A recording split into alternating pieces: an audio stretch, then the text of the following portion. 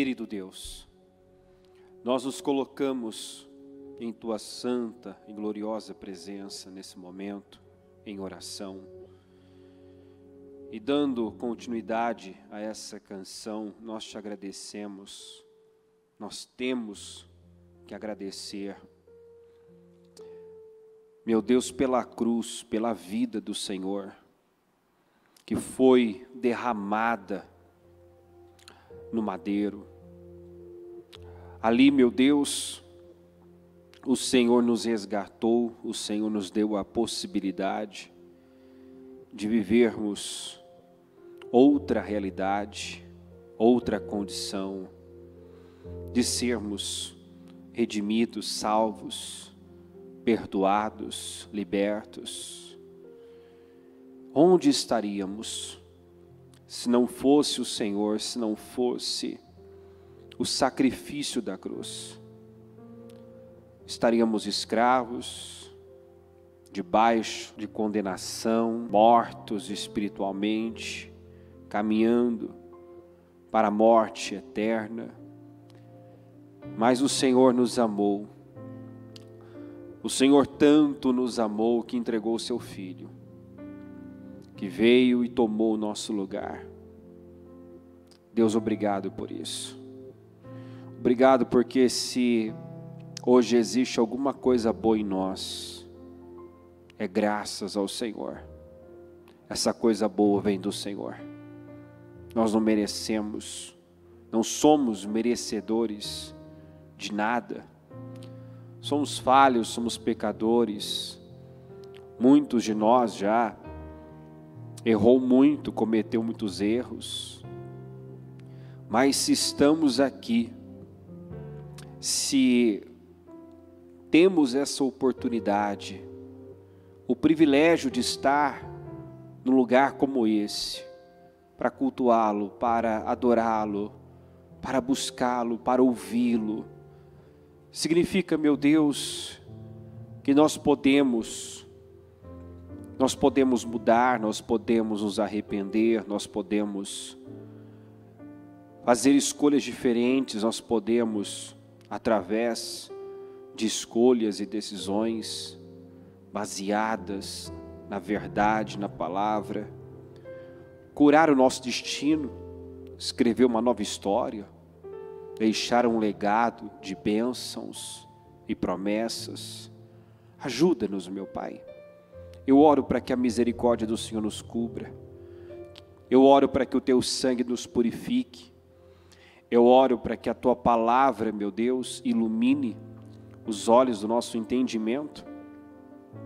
Eu oro para que a Tua palavra, meu Deus, possa nos dar clareza, percepção, discernimento. Meu Deus, nós não aceitamos estarmos aqui, porém, na condição de cegos, surdos, de pessoas endurecidas, insensíveis à Tua voz, que não são impactadas, que não são movidas. Senhor, nos guarda de nos acostumarmos com o santo e tratarmos o santo como algo comum, porque é daí que a morte vem, acontece. Todas as pessoas que perdem essa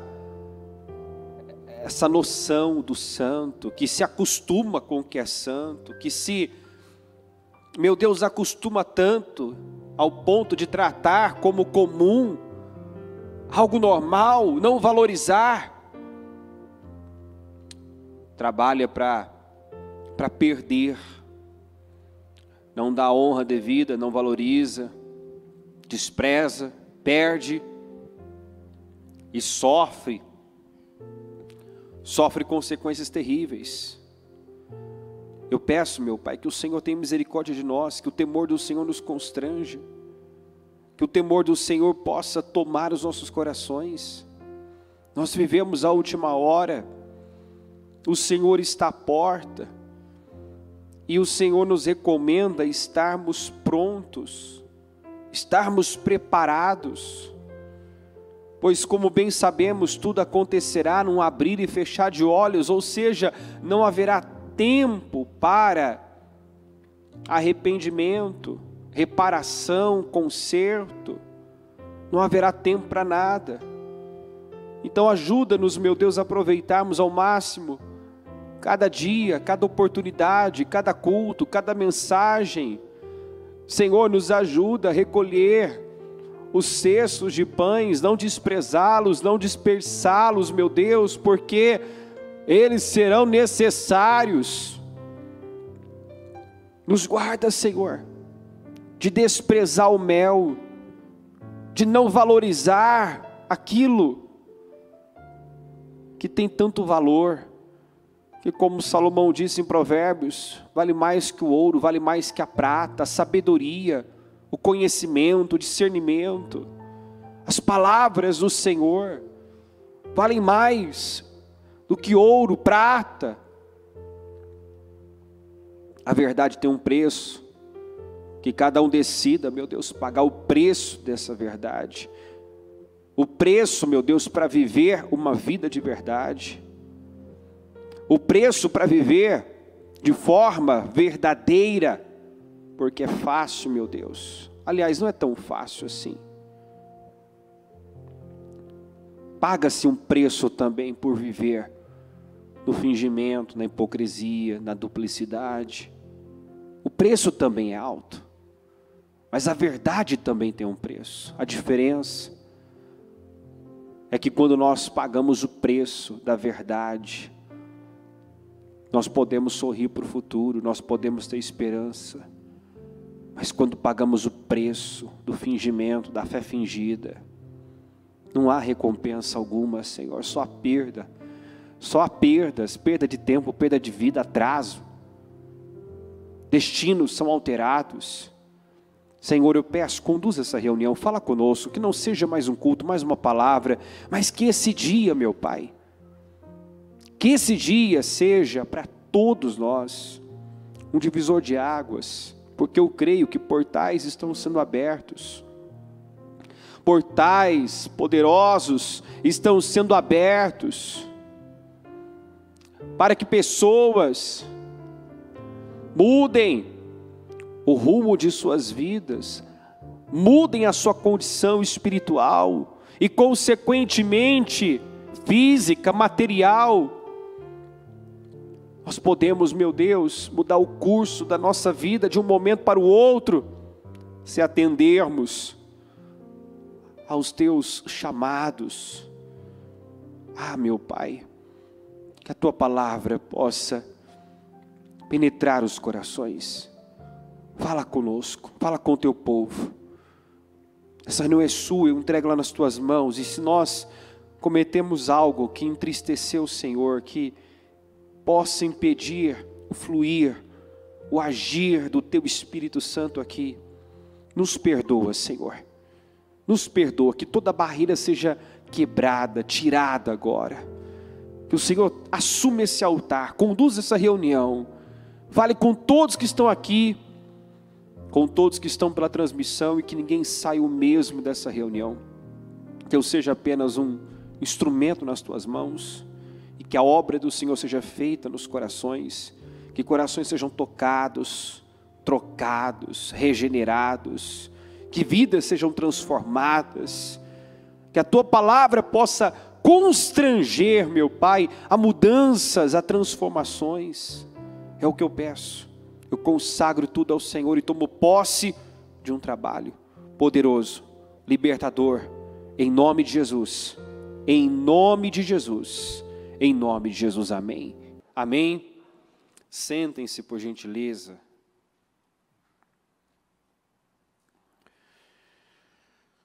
Eu quero começar falando algo que nós ouvimos nesse domingo. Repita assim comigo: onde existe a ilegalidade humana, coexiste a legalidade demoníaca. Você já ouviu aquela expressão? No mundo espiritual, não existe vácuo.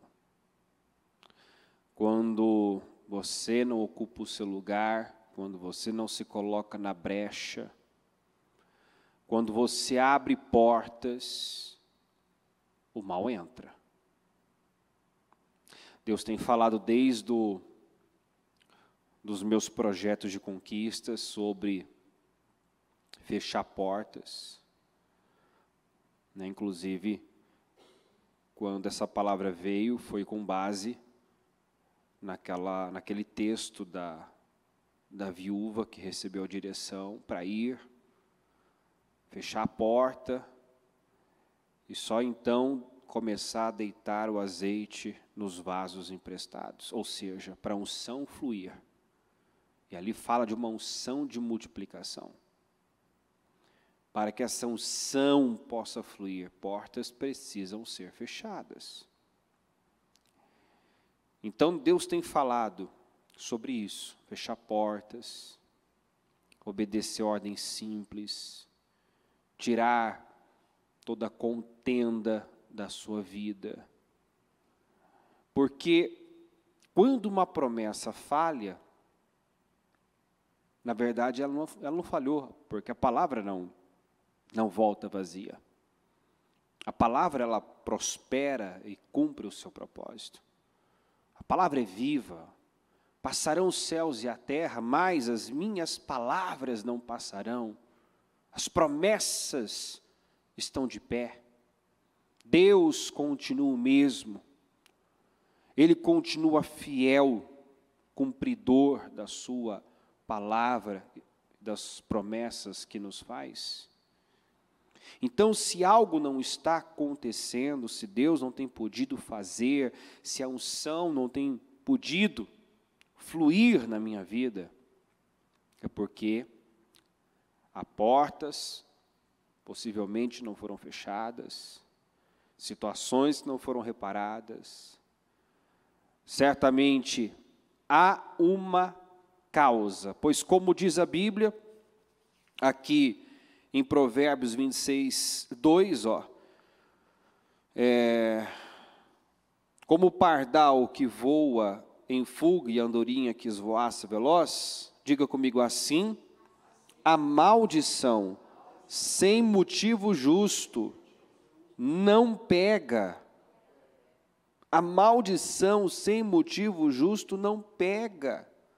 Ou seja, não existe maldição sem causa. E maldição nada mais é que a punição da quebra da lei, tanto no mundo físico, quanto no mundo espiritual. Existem leis. O mundo físico e o mundo espiritual são regidos por leis. Uma lei quebrada vai trazer consequências. Uma lei quebrada vai trazer consequências. Quando você quebra uma lei, quebra um princípio, o princípio também te quebra. Todos nós estamos debaixo de leis.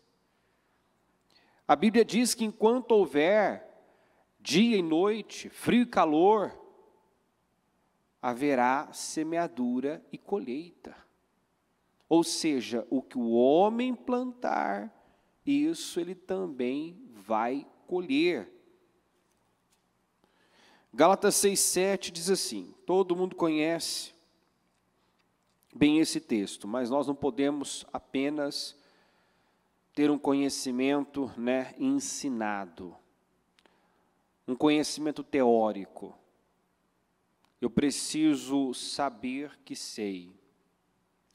Isso precisa ser uma verdade dentro de mim, ou seja, eu tenho que acreditar nisso. A diferença do vencedor e do derrotado que está dentro da igreja, porque dentro da igreja tem um vencedor, tem um derrotado. Qual a diferença entre eles? Um acredita no que está ouvindo, um acredita no que está lendo, o outro não acredita. Essa é a diferença. O que crê, pratica. O que crê, faz. O que não acredita que é bem assim, ignora, despreza, passa por cima, se esquece, não retém, não guarda. E nós pagamos um preço alto por isso, muito alto. O preço da negligência, de saber e não fazer, é altíssimo. Então tome uma decisão aqui, na sua vida hoje. Que você nunca mais vai viver abaixo do seu nível de conhecimento. Porque Deus não vai cobrar de você, exigir de você o que Ele ainda não te deu, de entendimento, de revelação. Né? Para facilitar o entendimento, é só a gente, por exemplo, eu tenho 3 filhos, uma de 6, que vai fazer 7, outra de 4, vai fazer 5 agora, nesse mês, e um que vai fazer 2 no mês que vem. De cada um, eu sei o que posso exigir. Não dá para exigir o mesmo de todos. Então, há níveis de tolerância, porque há níveis de consciência, de entendimento, de conhecimento. Então, da mais velha eu posso exigir um pouco mais.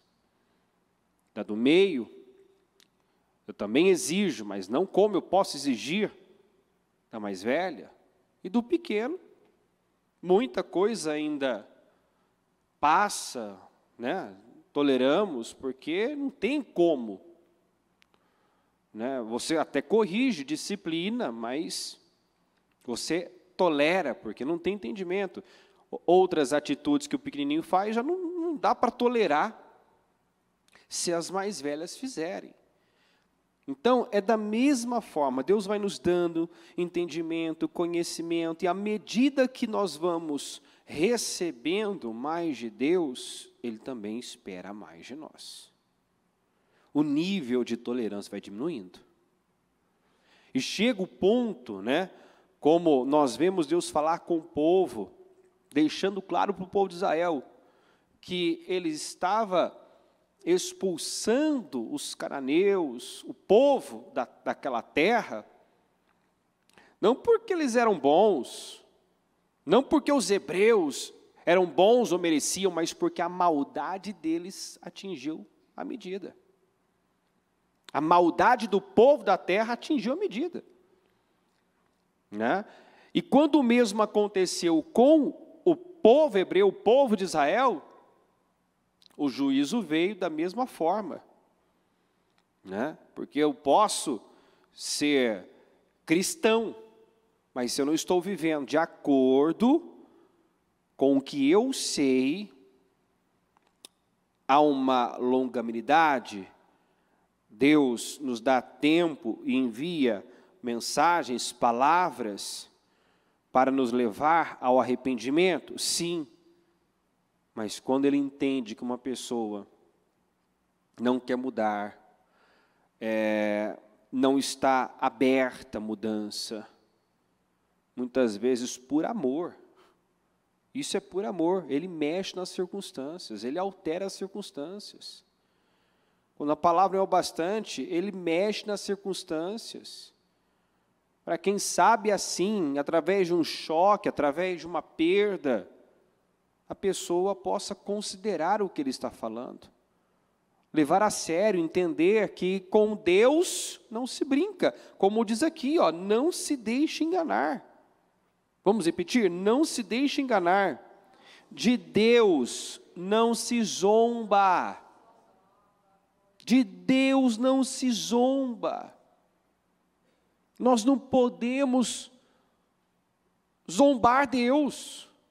Mas eu nunca fiz isso. Não, quando você sabe o que deve fazer e não faz, e acredita que vai ficar por isso mesmo, quando você sabe que não deve fazer algo e continua fazendo, e acha que vai passar ileso, que nada vai acontecer, muitas vezes aquele tempo em que nada aconteceu, entre aspas, porque muita coisa já está acontecendo no mundo espiritual. Se uma pessoa sabe que está no erro, e ela permanece no erro, aqui fora pode nada ter sido alterado ainda, mas no mundo espiritual ela já sofreu derrotas terríveis.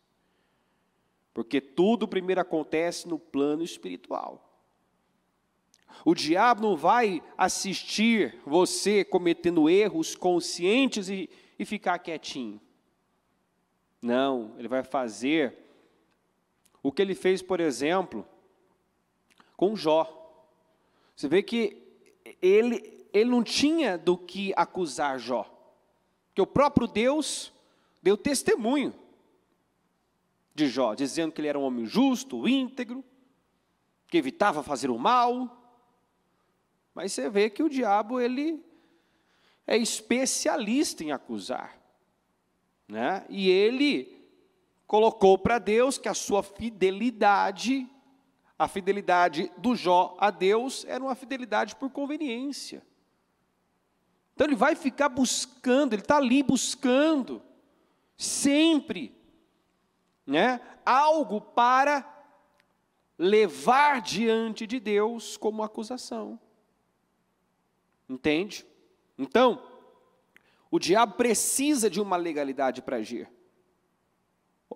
Isto é, ele só pode agir em conformidade com a lei divina. Então, ele é um legalista por excelência, o mais cruel advogado de acusação.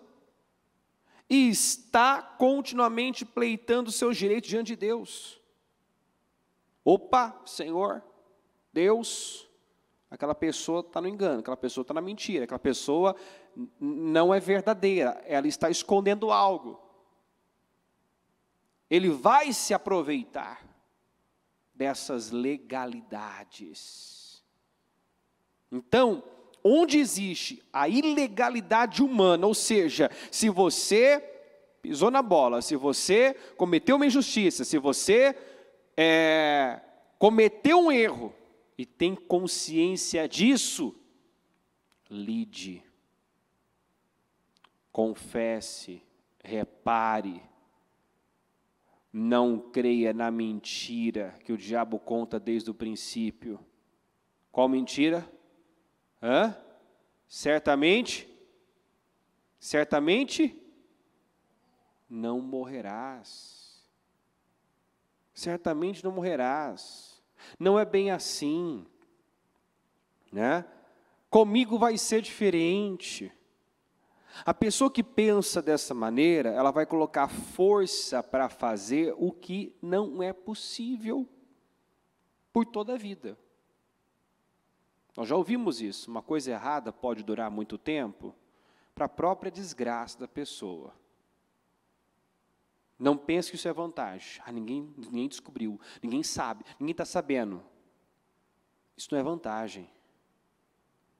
Isso não é vantagem. Sabe o que isso significa? Enquanto algo está lá encoberto, sabe o que significa? Você está perdendo tempo, anos da sua vida. É isso que isso significa. Se algo passou, ninguém notou, ninguém percebeu, parece que ficou por isso mesmo. Ai, graças a Deus, não agradeça a Deus por isso não. Porque de alguma forma isso está afetando a sua vida, de alguma forma isso está travando a sua vida, de alguma forma isso está impedindo um fluir de unção, de poder, de bênçãos na sua vida. A maior vitória de uma pessoa é quando o oculto é revelado, o pecado vem à tona, Deus traz à luz, aquilo é descoberto. Como assim, bispo? É vergonhoso. Se souberem o que eu fiz, o que eu falei, o que eu deixei de fazer, se eu for descoberto, meu Deus, vai ser uma vergonha, vai ser um constrangimento, mas vai ser o primeiro momento que você vai se sentir uma pessoa livre de verdade, que você vai ter paz de verdade. As pessoas temem,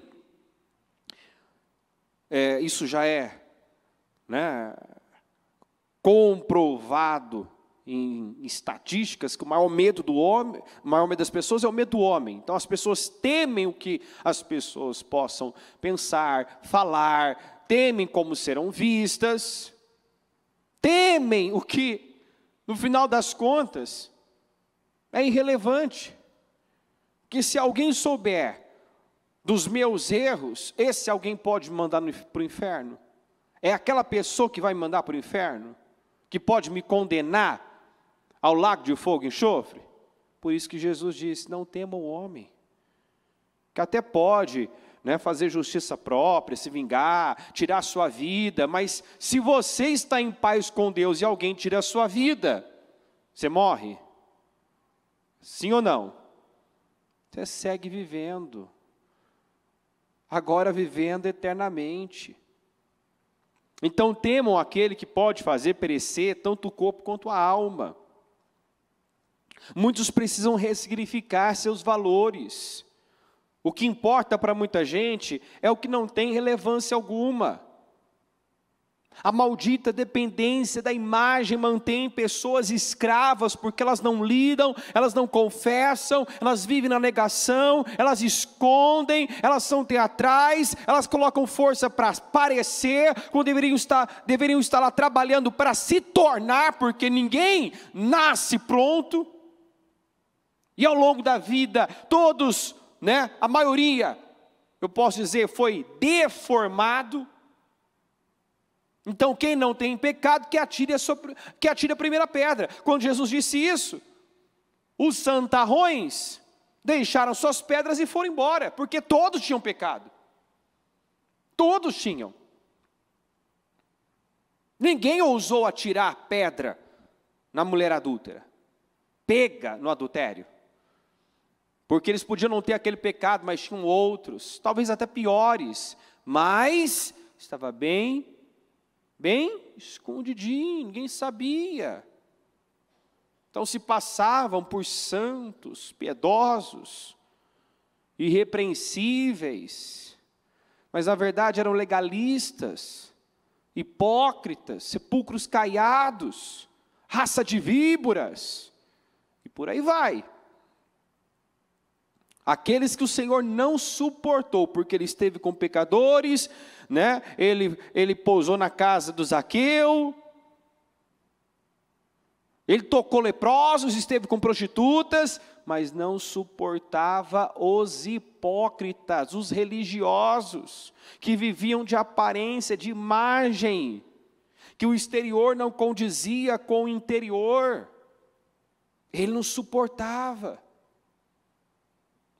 Então, quantas pessoas que estão presas, estão escravas, estão se mantendo, né, enjauladas, acorrentadas, porque preferem vender uma imagem, preferem viver na negação, preferem afirmar o que não pode ser afirmado. Vamos ler esse texto aqui, ó.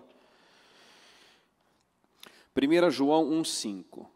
Esta é a mensagem que dele ouvimos e transmitimos a vocês. Deus é luz, nele não há treva alguma.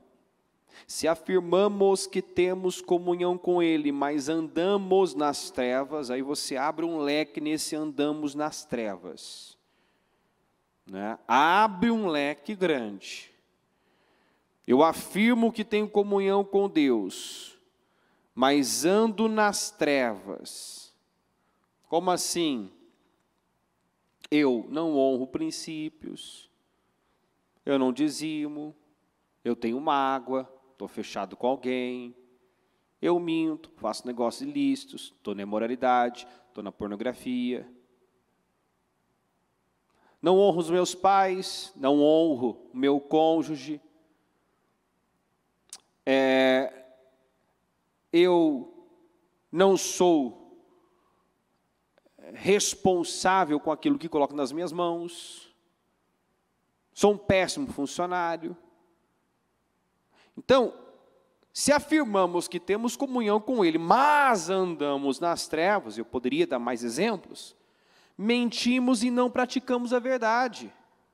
Eu não posso afirmar que tenho comunhão com Deus se não estou vivendo à luz da sua palavra, em conformidade com a sua palavra. Se, porém, andarmos na luz, como Ele está na luz, temos comunhão uns com os outros, e o sangue de Jesus, seu Filho, nos purifica de todo pecado.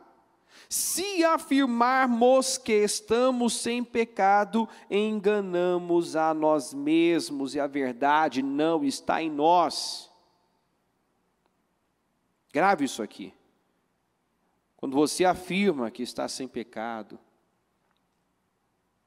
e esse afirma, não, bispo, mas todo mundo é pecador. Esse reconhecimento, muitas vezes, é generalizado. Mas eu não entendo o que é disso que o Senhor está falando aqui. Não, todo mundo é pecador. Então, quem nega essa realidade? Tem gente que nega, mas de uma forma generalizada, as pessoas, reconhecem que são pecadoras. Mas esse afirmar que está sem pecado é quando a pessoa não lida com algo, esconde algo, quer se convencer que não tem um problema, não tem ali muitas vezes um sentimento que precisa ser lidado, tratado, expulso, e ela se convence de uma mentira, que é o que nós falamos no domingo, se torna uma pessoa obcecada, ela acredita na mentira que ela conta, que ela vende, que ela vive, ela tem um conceito elevado demais de si mesma, ela tem uma visão distorcida da sua realidade, porque o mentiroso, ele mente para os outros, mas lá dentro ele sabe da verdade, ele sabe que não está certo, mas o obcecado é aquele que se convence de uma realidade que não existe, como nós vemos o Saulo, por exemplo, convencido que estava prestando um serviço a Deus, que estava ali como um servo de Deus, prestando um serviço a Deus, matando cristãos. Ele acreditava que estava certo. Ele tinha certeza que estava fazendo a coisa certa, mas estava indo contra Cristo, contra a verdade, estava fazendo tudo errado, estava no caminho oposto. Então nós precisamos tomar como base a palavra, porque nós não temos o poder de nos justificar, nós podemos conseguir bons argumentos, nós podemos ter argumentos convincentes, nós temos capacidade para justificar com argumentos convincentes qualquer coisa, e até convencer todo mundo. Mas se não estiver de acordo com a palavra, de Deus eu não passo, de Deus eu não vou passar. Quem está acompanhando, pessoal? Para muita gente, basta eu convencer as pessoas. Eu consigo ali, com uma boa argumentação, uma boa justificativa, tal, transformar até o errado em certo. Tem gente que é tão bom argumentador que ele consegue até transformar o errado em certo, o certo em errado, inverter as coisas. Ele passa pelas pessoas, mas ninguém passa por Deus. Por isso que a Bíblia diz, de Deus não se zomba. De Deus não se zomba. Porque Deus sonda as mentes, esquadrinha os corações. Não tem nada oculto a Deus. Não tem nada que Deus não saiba, não tem nada que Deus não veja. Ninguém pode se esconder de Deus. Deus conhece as nossas intenções, Deus conhece as nossas motivações. Ele sabe o porquê eu estou falando algo, Ele sabe porquê eu estou fazendo algo. Ele sabe se o motivo daquela boa ação é um bom motivo, é um motivo certo, ou é um motivo egoísta, porque numa generosidade, numa boa ação, numa boa obra, pode ter um motivo egoísta, totalmente egoísta. Eu posso estar servindo alguém, servindo a Deus, na verdade, servindo a mim mesmo, porque eu faço pensando em mim. Eu posso estar fazendo algo para alguém, mas não é pensando naquela pessoa em si, mas pensando em mim. Ou seja, no retorno que eu posso ter, no que eu posso tirar dessa pessoa. Tem gente que vive dessa maneira, trabalha com essa mentalidade. Né? Nunca faz por amor, mas faz para ser amado, faz para receber. Isso tem que entrar de forma revelada. Tem quem faz por amor e tem quem faz para ser amado, para ser visto, para ser reconhecido. E você precisa ir fundo dentro de você, porque enquanto eu fizer para ser amado, para ser visto, o que eu estou fazendo não está sendo contado, não está sendo recebido por Deus, eu não vou ter recompensa. Ah, bispo, como é que eu posso saber se eu estou fazendo pelo motivo certo? Como você reage, como você lida quando não há reconhecimento algum pelo bem que você fez? Como você reage diante da ingratidão? Quando ninguém reconhece? Isso te desmotiva? Está aí a resposta.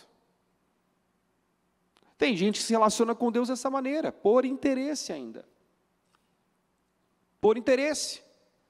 Por mais que nós falamos, por mais que nós batemos, esse é um assunto batido já. Tem gente que assim, termina o propósito, ele some, ele desaparece. Acabou o propósito, ela para.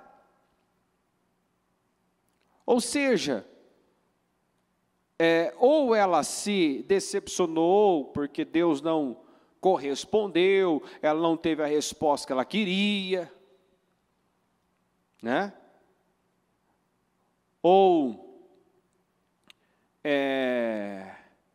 ela aprendeu a viver dessa maneira, né? Sempre em busca do que vão fazer por mim, do que Deus pode fazer por mim, e ela não entendeu ainda que Deus quer fazer muito por mim, por você, mas Ele não quer que você viva nesse nível, nessa mentalidade, o que Deus pode fazer por mim, o que Deus vai fazer por mim, não o que eu vou fazer, o que eu posso dar a Deus, o que eu posso fazer por Deus. Eu não posso viver a minha vida, sabe, sempre, que me darás, Senhor, que me darás. A pessoa que vive assim mostra que ainda está num nível raso, que me darás, Senhor. Não, é o que o Senhor quer de mim. Eu quero te agradar, eu quero agradar o Senhor. Eu quero fazer a sua vontade. Ou seja, eu não busco a Deus por conveniência, eu não busco a Deus por interesse, por motivação egoísta. Paulo fala que muitos pregavam, né, por ambição egoísta. Quantos? Agora ao mesmo alguém dizia, alguém falava isso, né, por isso que cresce o número de igrejas, por aí. Né? O que não falta é igreja, e muitos estão aí, à frente de igreja, em cima de altares, e a preocupação com almas é zero, amor pelas almas, nenhum, está lá porque ele encontrou um meio de vida, é um meio de existir, né?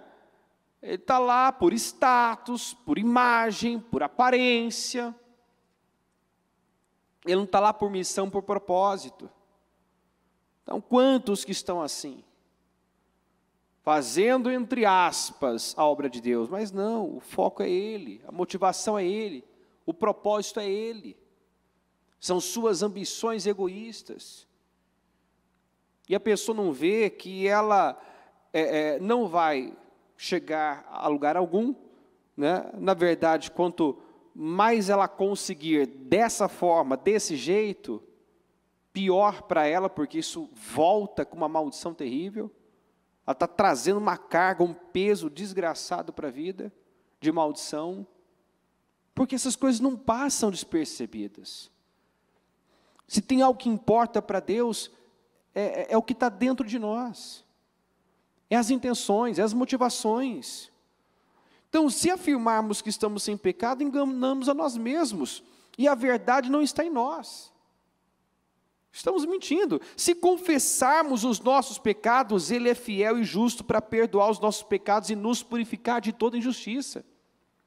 Então o caminho é esse: confessar, se humilhar, se quebrantar, ser sincero, ser verdadeiro, trazer para fora. Se afirmamos que não temos cometido pecado, fazemos de Deus um mentiroso, e a sua palavra não está em nós. Quantas pessoas já fizeram isso, né, em atendimentos? Eu não sei porque minha vida não muda. Ou seja, comigo está tudo certo, o problema não está em mim, né? O erro não está em mim. Bom, se eu digo isso, que o erro não está em mim, eu estou dizendo que o erro está em Deus. Eu estou chamando Deus de mentiroso. Eu estou chamando Deus de mentiroso. Se afirmamos que não temos cometido pecado, fazemos de Deus um mentiroso, e a sua palavra não está em nós. A Bíblia fala que a verdade tem preço. Aqui em Provérbios 23, diz assim, ó: compre a verdade e não abra mão dela. Diga, a verdade tem um preço. É o preço do constrangimento, é o preço da vergonha, é o preço de você ter que recomeçar, muitas vezes, ter que zerar a sua vida, recomeçar do zero, que você entende se for uma farsa, uma mentira, uma vida toda, um engano a vida toda. Então você tem que voltar lá, começar de novo. É um preço. A verdade tem um preço. Comprar a verdade, decidir ser uma pessoa de verdade, é abrir mão muitas vezes de uma reputação, uma imagem que você criou, mas que não condiz com a realidade, não condiz com a verdade. Só que esse preço traz recompensa. Deus nada pode fazer na vida de uma pessoa que está contra a verdade. Mas nós temos exemplos bíblicos fora, não faltam exemplos, de pessoas que, quando decidiram comprar a verdade, pagar o preço, mas serem verdadeiras, falarem a verdade, confessar, lidar, nós vemos essa pessoa passando por um processo, mas sendo restaurada, sendo restituída. Nós vemos Manassés, por exemplo, que se tem um rei que foi terrível na Bíblia, foi Manassés, filho de Ezequias, que ao que tudo indica era um amargurado, né, porque passou a vida desconstruindo o que o pai fez. E conhecendo a história de Ezequias, a maneira como ele desprezou sua casa, não se importou com a sua família, então justifica, né, explica, melhor dizendo, o comportamento de Manassés. Tudo que Ezequias fez de bom para Israel, para a nação de Israel, o Manassés desconstruiu. desconstruiu. Ele fez muitas coisas, sacrifícios humanos, enfim. E a Bíblia fala que ele foi levado com um gancho no nariz para uma masmorra, foi levado cativo, foi humilhado, foi envergonhado. Mas a Bíblia diz que lá ele se humilhou muito. Ele se quebrantou, ele se arrependeu, ele se humilhou de tal forma que Deus encontrou verdade nele, encontrou sinceridade nele. E esse homem depois passou o resto da vida consertando o estrago que ele fez. O resto da vida dele ele passou corrigindo, consertando todo o estrago que ele fez, reparando. Então, essas histórias nos ensinam. Tem que mexer conosco. Tem gente que se agarra até num texto bíblico, né, interpretado de forma conveniente, para não lidar com as coisas. Por exemplo, eu sou uma nova criatura, que ela morreu. Morreu, mas as escolhas que você fez lá atrás têm consequências, talvez afetaram pessoas, prejudicaram pessoas, afetou pessoas. E agora você, como nova criatura, tem que ser um bom testemunho e lidar e reparar esses danos. Da maneira que, né, o Espírito te dirigir. Então, talvez você mentiu sobre pessoas, você amaldiçoou pessoas, você feriu pessoas, machucou pessoas. Agora eu sou uma nova criatura, então agora você vá e acerte, e peça perdão, e corrija isso, e seja humilde, e fale a verdade, e repara. A Bíblia fala, esqueça o passado, sim. Esqueça aquele sistema, aquela mentalidade, aquele modo de viver, de lidar, mas não quer dizer não lide, né, com as consequências, não quer dizer que você não sofre as consequências das suas escolhas erradas, e nem que não terá que lidar com elas. Nós temos que ter a maturidade que Davi teve. Davi, você vê uma maturidade que é admirável. Ele ficou cego quando pecou com Betseba.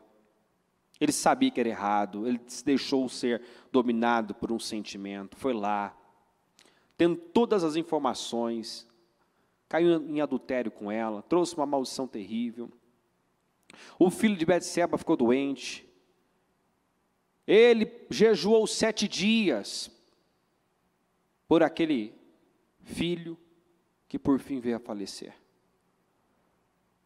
Os seus guardas lá, seus oficiais estavam até preocupados com a reação dele quando ele soubesse que o filho estava doente, porque já fazia 7 dias que ele não comia, jejuando, orando. E quando Davi, né, discerniu que algo tinha acontecido, que o filho tinha morrido, ele se levantou, se banhou, se perfumou e foi para o templo adorar. Todo mundo estranhou aquela atitude. Esperava que ele talvez, né, se desequilibrasse, enfim. Esperava qualquer reação, mas não aquela reação. Mas por que Davi reagiu dessa maneira? Por que não virou e diz, Deus, por que não me respondeu? Estou aqui em jejum há 7 dias. Onde é que o Senhor está? Que não me ouve? Por que não teve essa reação? Porque ele sabia, ele entendia sobre semeadura e colheita. Deus não era responsável por aquilo. Deus não era o culpado pela morte do menino, mas suas escolhas, inclusive consciente. a sua decisão consciente de tomar como mulher, uma mulher casada, comprometida, com um dos seus soldados, inclusive. Então ele foi mau, ele foi perverso, ele foi injusto. Além disso, ele conspirou para que o marido de Betseba, Urias, fosse morto. Então tentou encobrir um erro com outro erro, que é o que muita gente passa a vida fazendo. Manobras e manobras para esconder, encobrir. E ver vantagem nisso, né? Ninguém está sabendo. Estou conseguindo manter em oculto, e estou escondendo. E consegue ver vantagem nisso. Como eu disse e repito, é a maior desgraça da vida de uma pessoa. Tem um pecado encoberto. Imagina uma pessoa conseguir manter algo que tem que ser confessado, né, tem que vir à luz, por toda a sua vida. Ela nunca vai viver o que poderia viver em Deus. Ela vai travar a vida dela. Ela nunca vai viver o que poderia viver em Deus. Nunca. E não sei o que digo. É a palavra, coloca lá o texto de Provérbios. Quem esconde os seus pecados, não é isso não, estou falando de outro agora, pesquisa aí. Quem esconde os seus pecados não prospera. Tem uma tradução que fala, nunca prosperará. Nunca. E tem gente que já está escondendo, já escondeu assim, está escondendo há 10, há 20 anos. E está olhando para a própria vida e está vendo que não está tendo progresso. Quem esconde os seus pecados não prospera, mas quem os confessa e os abandona encontra misericórdia. Tem gente que mesmo com essa palavra, ó, de esperança. Primeiro uma palavra pesada, né? Não prospera. Tem a tradução que diz, nunca prosperará. Mas na sequência, o Senhor mostra o caminho. Mostra que não está perdido. Você pecou, você cometeu erros terríveis. Você não teve a coragem, entre aspas, né? A estupidez, a loucura de ir lá e fazer algo terrível.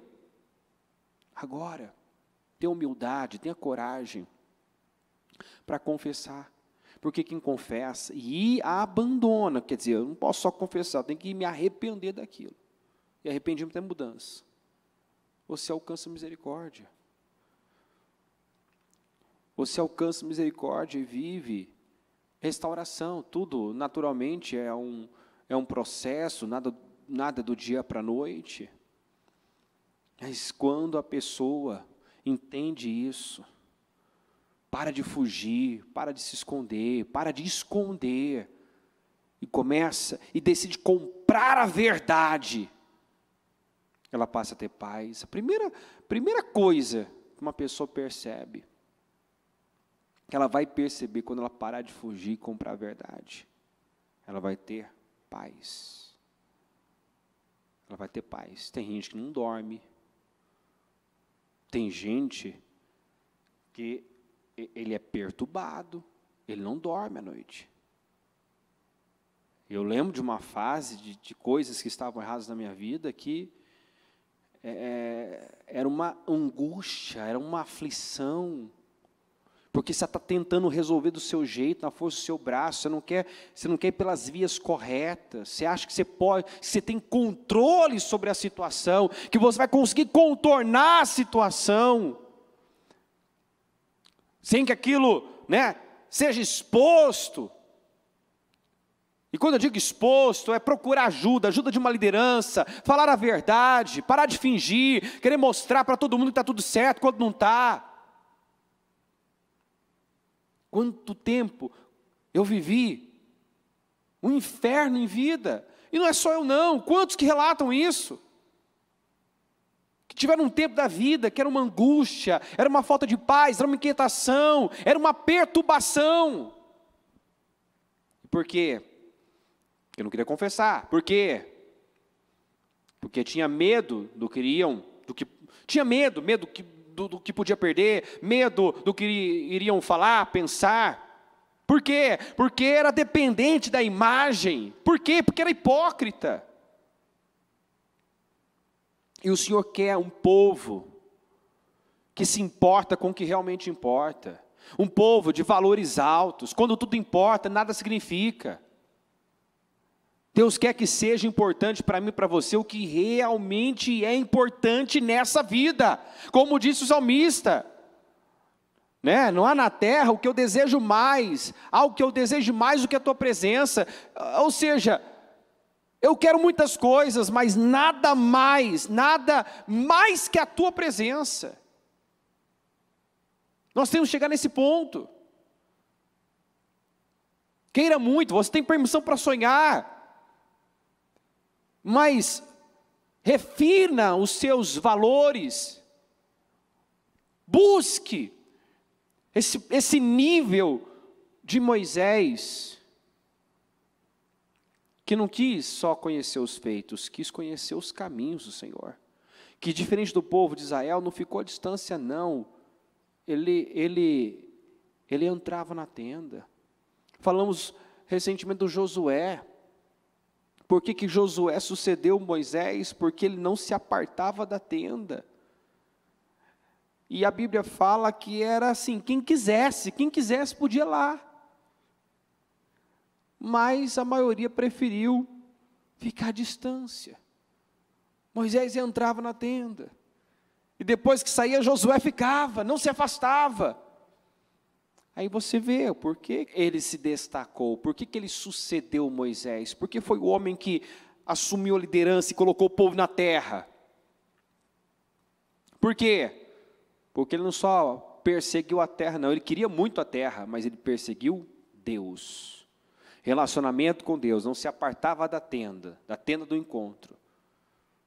Então, ele queria muito, como Caleb queria muito a terra prometida, mas o que ele perseguiu, o que fica evidente nas Escrituras, que o que mais importava, até pelo seu discurso final, né? Já velho, ele diante de toda a comunidade de Israel, fala, olha, decidam quem vocês vão servir. Se é os deuses dos seus antepassados, se é os deuses dos amorreus, escolham, mas eu e a minha família serviremos ao Senhor. Quer dizer, ali fica evidente o que importou, o que esse homem perseguiu, qual era a maior ambição desse homem, Deus. Então, quando você persegue a coisa certa, um relacionamento com Deus, uma vida com Deus, uma vida de verdade, você termina como Josué, diante de toda a comunidade, falando essas palavras, ainda dizendo, nenhuma promessa falhou, todas se cumpriram.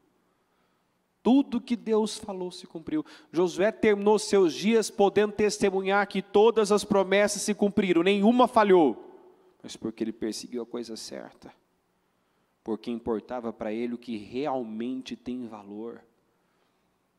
O que importa para você? O que realmente tem valor para você? Compre a verdade, não abra mão dela, nem tampouco da sabedoria, da disciplina e do discernimento.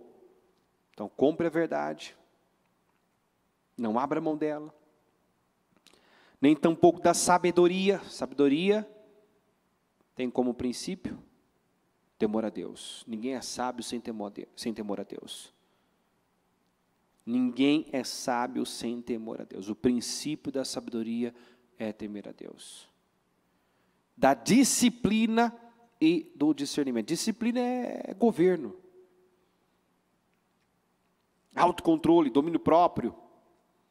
E discernimento, ainda a bispa falava aqui, é inteligência, né? E a maior prova, a maior prova que uma pessoa tem discernimento é quando ela se antecipa.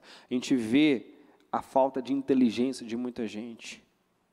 Quando portais são abertos, elas não aproveitam. Quando um portal é aberto e ela recebe aquele impulso do Espírito, seja para confessar algo, seja para dar um passo de fé, seja para fazer uma oferta, porque Deus está ali naquele momento, naquela palavra, deixando claro que é uma oportunidade, algo tem que ser feito, uma decisão tem que ser tomada, e a pessoa às vezes por medo, vergonha, incredulidade, deixa passar, perde aquele portal, não ousa, não arrisca, não faz aquela oferta, não quebra aquela barreira, não faz aquele pedido de perdão, não faz aquela ligação, mostra a falta de discernimento, porque a pessoa que tem discernimento, ela se antecipa, ela não perde oportunidades, ela sai na frente, está compreendendo isso ou não?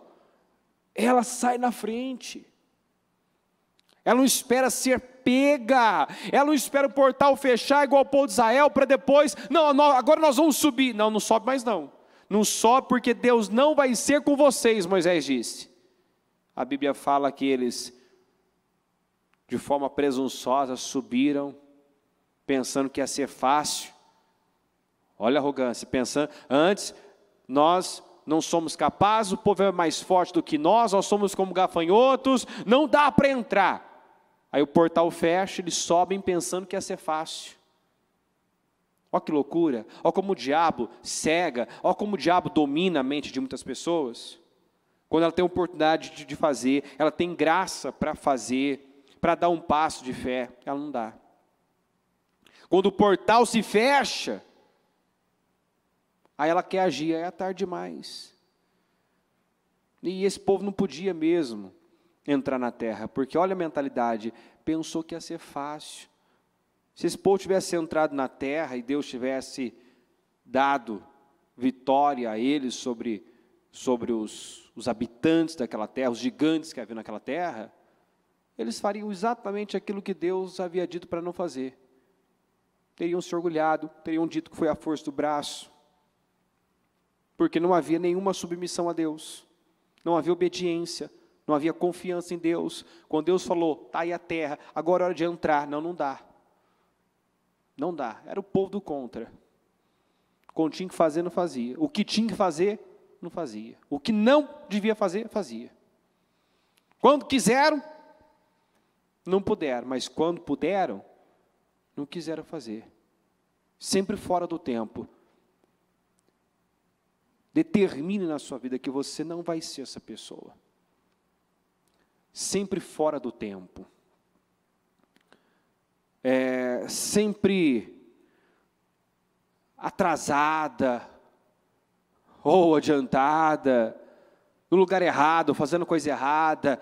Peça a Deus, compre a verdade, não abra mão dela, tampouco da sabedoria, e sabedoria começa com temor. Peça a Deus um temor reverencial, um temor que venha te constranger, que você tema a Deus no pensamento, no falar, no sentimento. Quando você perceber um sentimento que está errado, que você faça como Davi. Davi, quando cortou ali o manto de Saul, ele sentiu o coração pesar. Ele viu que, apesar de não ter afetado o Saul, aquilo entristeceu a Deus. Aquilo entristeceu a Deus. Uma mínima coisa já fazia o coração de Davi pesar. E nós temos que buscar isso, pedir isso a Deus. Senhor, eleva o meu nível de temor. Eu não quero falar uma coisa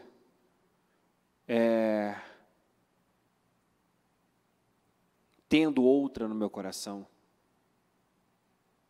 Eu não quero fazer uma coisa até boa aos olhos de todos, mas com a intenção errada. Refina as minhas intenções, refina, purifica. Aqui em Provérbios, já para finalizar, Provérbios 25:4 diz assim, quando se retira a escória da prata, nesta se tem material para o ourives. Quando se retira a escória da prata, o ouro é purificado no fogo. nossas obras passam pelo fogo. E o Senhor nos faz o alerta: veja que tipo de material você tem usado. Suas obras podem ser comparadas a ouro, a prata, que resistem ao fogo, que são purificadas. Esses materiais são purificados, refinados no fogo. Ou é como madeira, feno, palha, que quando passa pelo fogo, desaparece. Se desaparece, não tem recompensa. Então, que tipo de material estou usando? Né? Porque as nossas obras passam pelo fogo. Deus examina. E Deus trabalha exatamente assim. Ele permite situações, Ele nos faz passar por situações para nos tratar, para nos lapidar, para que eu seja alguém que Ele possa usar. Da mesma forma que quando a escória, a impureza é tirada da prata, o ourives, né, tem material para usar. Da mesma forma, quando Deus encontra essa liberdade em nós, quando nós damos essa liberdade a Deus para nos purificar, nos lapidar, então Ele pode nos enviar, Ele pode nos usar, mas o foco não pode ser esse. Eu quero ser usado por Deus, não, eu quero ser transformado por Deus, moldado por Deus. Antes de ser enviado, usado, eu quero me tornar a pessoa que Ele quer que eu seja. Essa tem que ser a nossa oração, nosso foco. Senhor, me molda, me transforma, arranca toda a impureza, toda a sujeira, que então eu sei que eu vou ser como essa prata refinada, que pode ser trabalhada, que pode ser usada pelo ourives. Amém? Fique em pé, por gentileza, com seus olhos fechados e a mão no seu coração.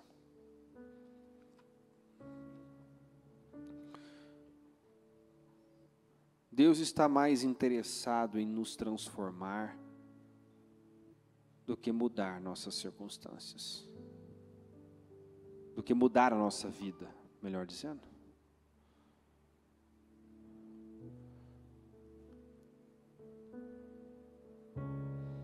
Deus quer mudar a sua vida, mas antes quer mudar o seu caráter, quer transformar seu coração.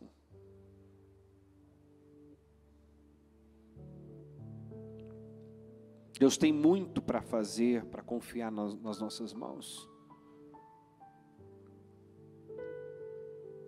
Mas Ele não vai investir em vaidades. Ele não tem como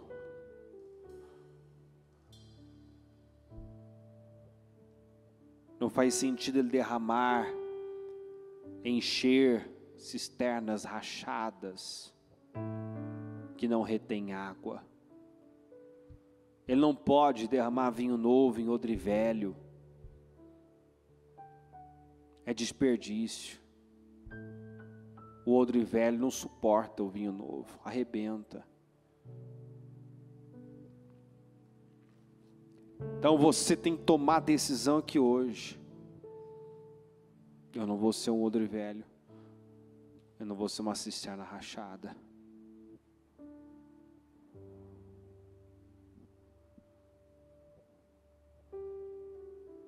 Eu não vou mais me enganar.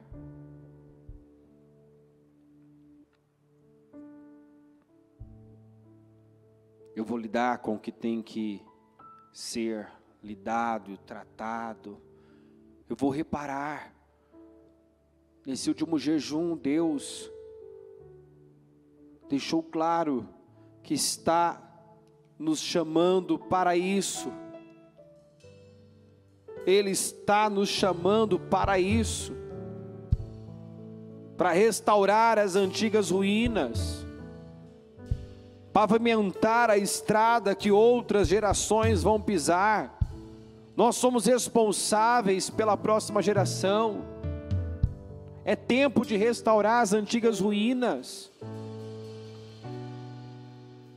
preparar o caminho para as próximas gerações, deixar um legado de bênçãos, acumular bênçãos e não maldições para as próximas gerações. Então levante-se em nome de Jesus, levante-se agora, comece a lidar com aquilo que você não lidou ainda, reparar o que preciso, confessar o que ainda está oculto. Não perca tempo, não desperdice a sua vida, não jogue fora anos da sua vida vivendo na negligência, no engano, na mentira. Não, em nome de Jesus, compre a verdade, compre a verdade, não abra mão dela, pague o preço que for preciso.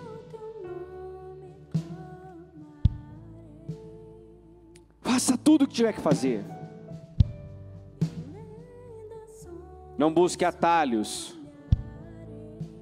não vá pelo caminho mais fácil. Faça o que é preciso, pague o preço certo. Construa uma vida sólida, construa na rocha. Chega de construções na areia, chega de perder tempo, perder vida. Chega de mentira, chega de engano. Peça para Deus corrigir as suas intenções e motivações. Oh meu Deus, eu oro nesse momento, meu Pai, pedindo o que eu pedi no início, na abertura desse culto. Senhor, eu oro para que hoje seja um divisor de águas, essa reunião não seja mais uma reunião, mas, meu Deus, que essa palavra, as palavras que o Senhor tem nos dado, meu Deus, as mensagens que o Senhor liberou nesse último jejum, possam, meu Pai, realmente constranger pessoas, possam, meu Pai, despertar pessoas, a consciência talvez de muitos que já está cauterizada. Se há pessoas, meu Pai, crendo nas mentiras que o diabo conta desde o princípio, que com ela vai ser diferente, que certamente ela não morrerá. Senhor, abre os olhos, talvez ela já está, meu Pai, morta há muito tempo e caminhando, meu Deus, num declínio, numa decadência terrível, indo de mal a pior. Meu Pai, talvez ela tenha medo de perder e não vê o quanto já perdeu, que está perdendo a cada dia. Mas eu peço ao Senhor, meu Pai, que essa palavra esteja mexendo, revirando essa pessoa agora. Ah, meu Deus, a Tua palavra é como um espelho para nossa alma. É impossível ouvirmos a palavra e não enxergarmos, meu Pai, até mesmo as intenções e motivações erradas. Senhor, liberta, se tem pessoas obcecadas, cegas a esse ponto, com a mente cauterizada, Senhor, salve essa vida, salve essa pessoa. Talvez ela já foi longe demais, numa mentira, no engano. Ela foi longe demais, ela passou muito tempo se convencendo, contando a mesma mentira para si mesma e aos outros, ao ponto de acreditar. Mas eu oro para que agora ela se humilhe, meu Deus, ela deixe a verdade confrontá-la, ela deixe a verdade, meu Deus, arrancar essas escamas, que ela deixe essa verdade libertá-la de verdade. Porque talvez ela está como aquele povo, meu Pai, que se dizia livre, mas era escravo, que afirmava ser filho de Abraão, mas eram filhos do diabo.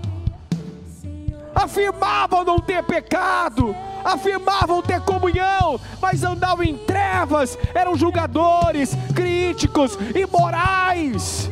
Quantas pessoas que estão vivendo assim, meu Pai, afirma conhecer o Senhor, mas anda em trevas, afirma uma coisa que nada tem a ver com a sua realidade, afirma não ter pecado, meu Deus,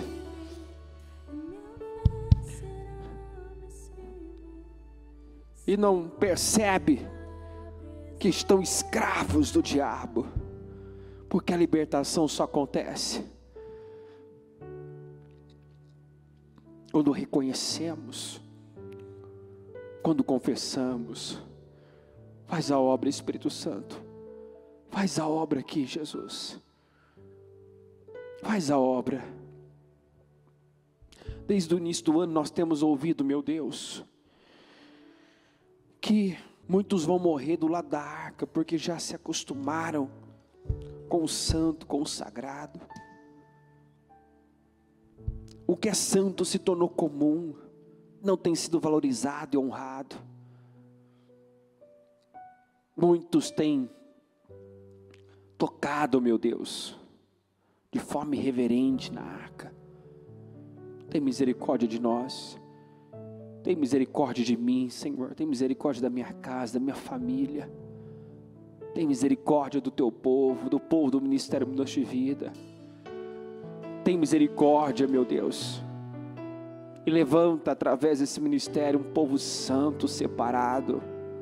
Levanta, meu Deus, através desse ministério um povo que vai representá-lo por onde for, um povo íntegro, um povo que fala a verdade, que vive uma vida de verdade, que a mentira e o engano não tenha mais poder, que o medo do homem, a dependência da imagem, a preocupação inútil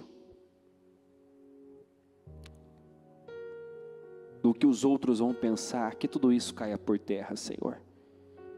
Se há pessoas que precisam pedir ajuda, que peçam. Se há pessoas que precisam, meu Pai, se humilhar, que se humilham. Se há pessoas que precisam reparar coisas, que reparem.